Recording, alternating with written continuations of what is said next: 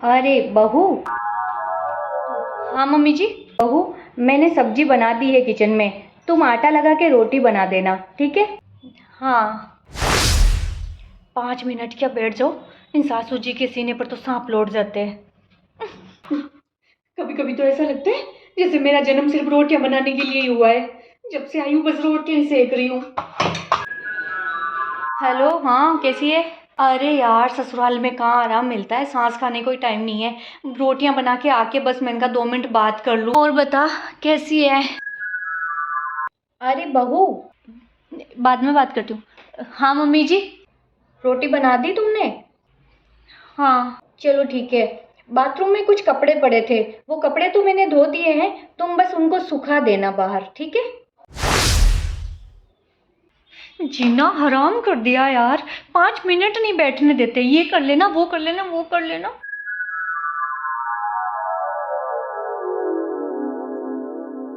अरे बहू, ओ बहू। हाँ मम्मी जी। बहू, ये तुम्हारे कपड़े सूख गए थे तो मैंने इनको सबको समेट दिया लाके। ये लो, तुम्हारी अलमारी में रख देना। मैं अपनी सास से पूरा परेशान हो गई हूँ, मैं सच कह रही हूँ। क्यों, क्या हुआ? अरे 1 मिनट नहीं बैठने देती यार, 1 मिनट आराम नहीं करने देगी। ये कर लो, वो कर लो, ये मैंने कर लिया, ये तुम कर लो, ये मैंने कर लिया, ये तुम कर लो। पूरे दिन ना मतलब चक्री की तरह बना रखा है, मेरे को घुमाती रहती है। क्या अलग हो जाऊं? लेकिन ऐसे अभी कैसे अलग हो जाऊंगी? मेरे हस्बैंड मानेंगे नहीं है। अरे तू तो अलग हो जा, अलग होने के बाद तू अपनी जिंदगी अपने हिसाब से जी सकती है। अच्छा, हाँ ये बात तो है, अलग होने के बाद तो कोई रोका टोकी भी नहीं होगी किसी चीज़ के लिए, ना कोई ऊपर रहेगा। सही है, यही करती हूँ। आज मैं बोल ही देती हूँ उनको। बहू, ओ बहू, ये देख वापस आवाज़ें लगाने लग गई। मतलब मैं 5 मिनट नहीं बैठ सकती। चल ठीक है, तुम, मैं बाद में बात करती हूँ तेरे से, है ना? हाँ। अरे बहू, ओ बहू। हाँ मम्मी जी। बहू, ये देखो मैंने ना ये सामान की लिस्ट बनाई है, तो मुझे जो याद था वो तो मैंने सब लिख दिया इसके अंदर। अगर तुम्हें भी कुछ चाहिए तुम्हारे लिए तो इसके अंदर लिख दो, तुम्हारे ससुर जी ले आएंगे। लो। मम्मी जी, मुझे ना अलग होना है। क्या? हाँ मम्मी जी, मेरी भी कोई ज़िंदगी है, मेरी भी कोई लाइफ है, मैं भी अपनी ज़िंदगी जीना चाहती हूँ। क्या हुआ बहू? यहाँ पर आपके साथ रह के तो मुझे ऐसा लगता है जैसे मैं अपनी ज़िंदगी जी नहीं पा रही हूँ। सारा दिन मुझे अपने लिए, खुद के लिए टाइम ही नहीं मिलता है, घर के कामों में ही सारा दिन निकल जाता है। मैं ना अब आपके साथ रहने नहीं रहना चाहती, मैं अलग रहना चाहती हूँ। कोई बात नहीं बहू, अगर तुम अलग होना चाहती हो तो मैं तुम्हें रोकूंगी नहीं। लेकिन मैं तुम्हें एक बात ज़रूर कहना चाहूँगी कि अगर तुम इस तरीके से अलग होगी, बाहर किराए पे कहीं रहोगी, तो रिश्तेदारों को सबको बातें बनाने का मौका मिल जाएगा।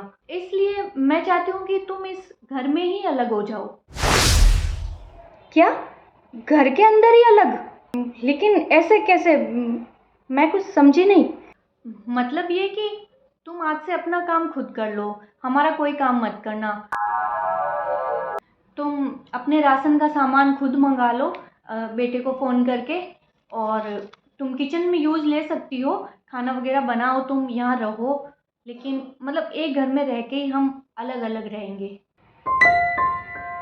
मैं अपने किसी काम के लिए तुम्हें परेशान नहीं करूँगी, तुम अपनी ज़िंदगी अपने हिसाब से जी सकती हो। अरे वाह, ये तो अच्छा हो जाएगा और किराया भी बच जाएगा। ठीक है मम्मी जी, तो मुझे मंजूर है। लेकिन ठीक है ना, तो फिर अब मैं आज से आपका कोई काम नहीं करूँगी, ठीक है? मैं सिर्फ अपना अपना करूँगी, ठीक है? और एक बात, तुम भी बाहर वालों को मत कहना कि हम अलग रह रहे हैं। और मैं अपने राशन वासन का सब सामान मंगा लूँगी, मेरे को सब पता है कैसे क्या होता है जो, है ना? तो मैं अपना सब कर लूँगी, वो आपको टेंशन करने की ज़रूरत नहीं है। ठीक है, फिर जब हम अलग हो ही गए हैं तो अब इसमें तुम्हारा सामान लिखने की ज़रूरत नहीं, तुम अपना सामान अब खुद मंगवा लो, ठीक है?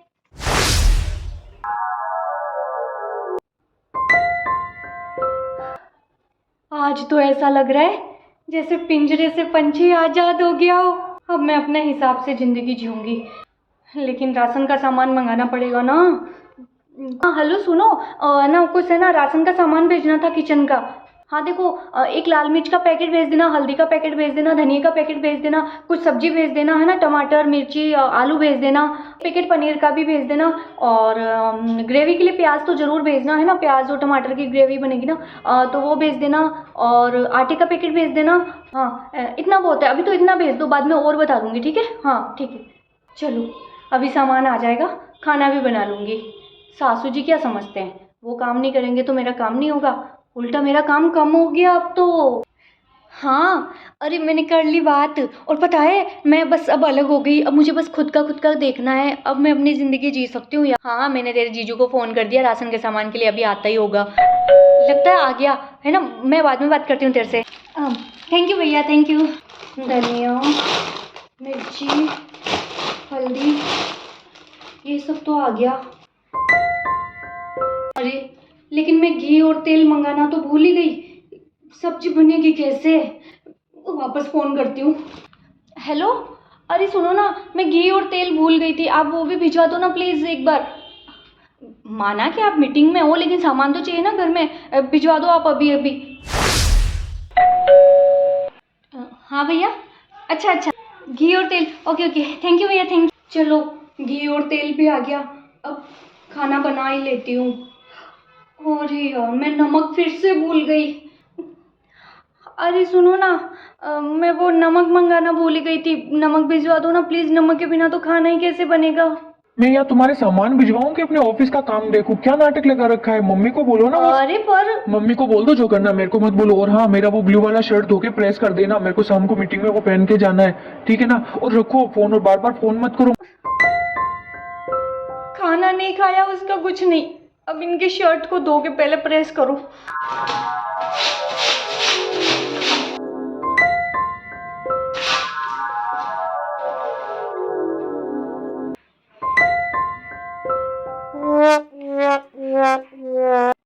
अभी ये इतने सारे कपड़े और समेटने के लिए पड़े हैं, हे भगवान, मेरे साथ ऐसा क्यों होता है?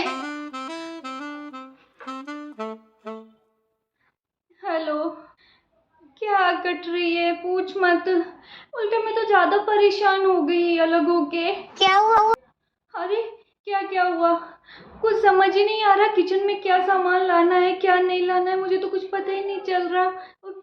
हाँ तो नहीं पता चल रहा, मेरी सासू जी मंगवा देती थी, मुझे क्या पता, मुझे तो सिर्फ एक रोटी बनानी पड़ती थी, सब्जी भी वही बना देती थी, कपड़े भी वो धो देती थी, मुझे तो सिर्फ सुखाने का ही काम होता था। और आज मैंने खुद धोया तो पता चला कि कितने हाथ दुखते हैं कपड़े धोने में। मैं तुझे सच बताऊँ ना, मुझे ऐसा लग रहा है कि अलग होने के बाद जैसे मेरा काम ज़्यादा बढ़ गया है, उससे पहले तो मुझे पता ही नहीं चलता था कैसे कब क्या सारे काम हो जाते थे। मैं पता है, मैं अपने सासू जी के साथ थी ना, तो इस वक्त तक तो मैं खाना भी खा लेती थी और कमरे में रेस्ट करने चल जाती थी, और आज देख दोपहर के 1 डेढ़ बजने आया है, मैंने अभी तक खाना भी नहीं खा पाई हूँ। मैं फ्री नहीं हुई काम से, इतने कपड़े और समेटने के लिए पड़े हैं, किचन में बर्तन भी पड़े हैं। बहू, मैं बाद में बात करती हूँ। लो चाय पियो। चाय मेरे लिए? हाँ हाँ लो। मम्मी जी, मुझे माफ़ कर दीजिए, आज आज मुझे पता चला कि घर में सास की क्या कीमत होती है। इतने दिन से जब तक मैं आपके साथ थी, मुझे किसी चीज़ की कोई परवाह ही नहीं थी, लेकिन आज मैं एक दिन के लिए क्या अलग हुई, जैसे सब कुछ अस्त व्यस्त हो गया है। इसमें तुम्हारी कोई गलती नहीं है बेटा, अक्सर तुम्हारी उम्र के अंदर बहुएं ये नादानी कर देती है। तुम तो नादान हो बेटा, लेकिन मैंने तो दुनिया देखी है ना, मैं कैसे अपना घर टूटने दे सकती हूँ। देखो बेटा, ये जो सास ससुर से अलग होकर रहने की जो बात है ना, ये सुनने में देखने में तो बहुत अच्छी लगती है।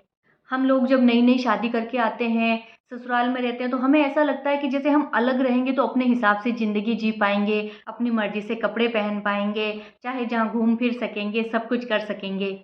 लेकिन सच्चाई ये है बेटा कि जब हम अलग होते हैं ना, तो पूरी गृहस्थी का बोझ हमारे कंधों पे आके गिर जाता है।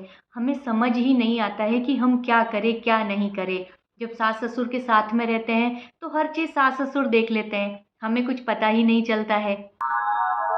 लेकिन जब हम अलग होते हैं तो सारी चीज़ें हमें देखनी पड़ती है, घर में क्या लाना है, कैसे लाना है, कैसे घर चलाना है, सब कुछ हमें सोचना पड़ता है। और इसी बातों को लेके कई बार जो हस्बैंड वाइफ नए नए अलग होते हैं ना, उनके बीच में किचकिच भी होने लग जाती है, उनके बीच में झगड़े भी होने लग जाते हैं। बेटा, हम सबको लगता है कि अलग होने में बहुत खुशी है, लेकिन सच्चाई ये है कि अलग होने में कोई खुशी नहीं है। जो खुशी अपनों के साथ में रह के मिलती है ना, वह अलग होके नहीं मिलती है। लेकिन वो कहते हैं ना कि ताली दोनों हाथ से बजती है। कहीं ना कहीं गलती मेरी भी रही है, मैंने तुम्हें टाइम नहीं दिया, तुम्हें खुद के लिए समय नहीं दिया। हम सासुएं अक्सर ये गलती करती हैं कि जो बहू नई नई शादी होके आती है, हम उसको समय ही नहीं देते हैं, उसको ऐसे बिहेव करते हैं कि वो बस हमारे कहे अनुसार चलती रहे, घर के काम करती रहे, हम जैसे जैसे, मतलब हम खुद उसको टाइम नहीं दे पाते हैं। ये गलती हम लोग करते हैं और यहीं से उस बहू के मन में ये भावना आ जाती है कि अगर मैं अलग हो जाऊं तो शायद मेरी ज़िंदगी ज़्यादा अच्छी होगी। और बस यहीं से परिवार में फूट पड़ जाती है बेटा, यहीं से परिवार अलग हो जाते हैं। बस इसीलिए मैंने तुम्हें घर के अंदर ही अलग होने को कहा, ताकि तुम्हें इस चीज़ का एहसास हो जाए कि अलग होना सही नहीं है।